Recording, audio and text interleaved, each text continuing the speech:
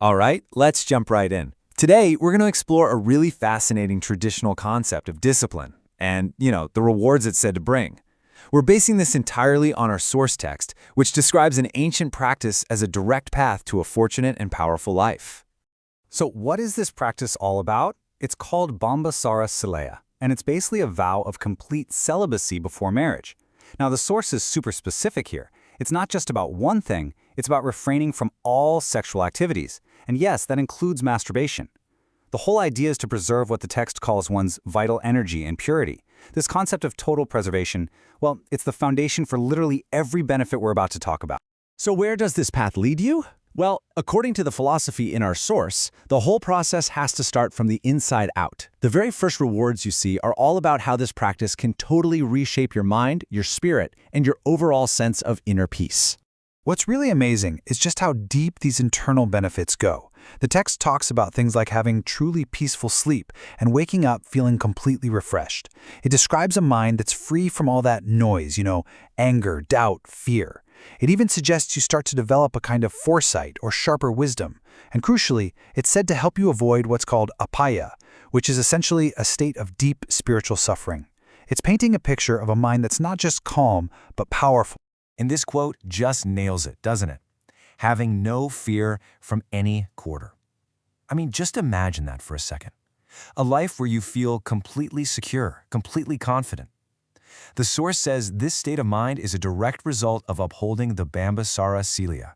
It creates this foundation of unshakable inner strength. Okay, so let's see how this builds. Because the source makes it clear that this doesn't just stop with your inner world. The argument is that all that inner peace and preserved energy has to go somewhere, right?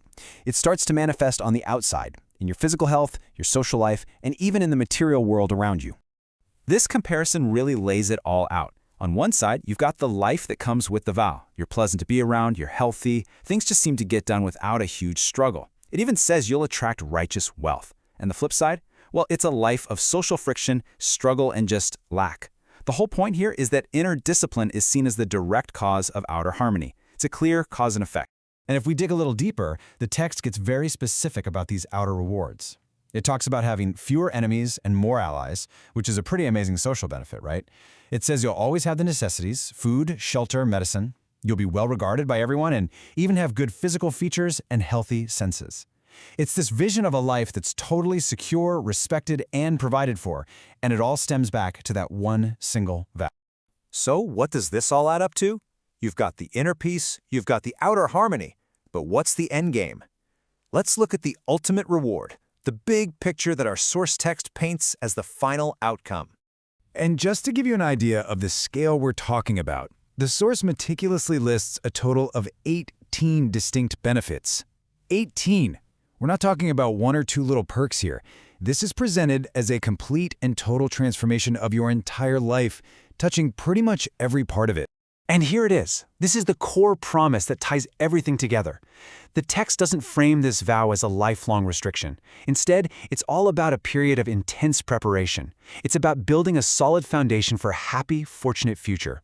It's about entering marriage with, as it says, a pure body and a powerful, clear, and disciplined mind.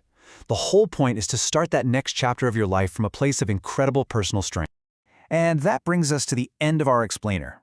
We've gone through this ancient text and its vision of a really disciplined path. It kind of leaves us with a big question, doesn't it? In our modern world, which is so full of constant distractions, what can we learn from traditions that place such a huge value on focused self-restraint? It's definitely something to think about.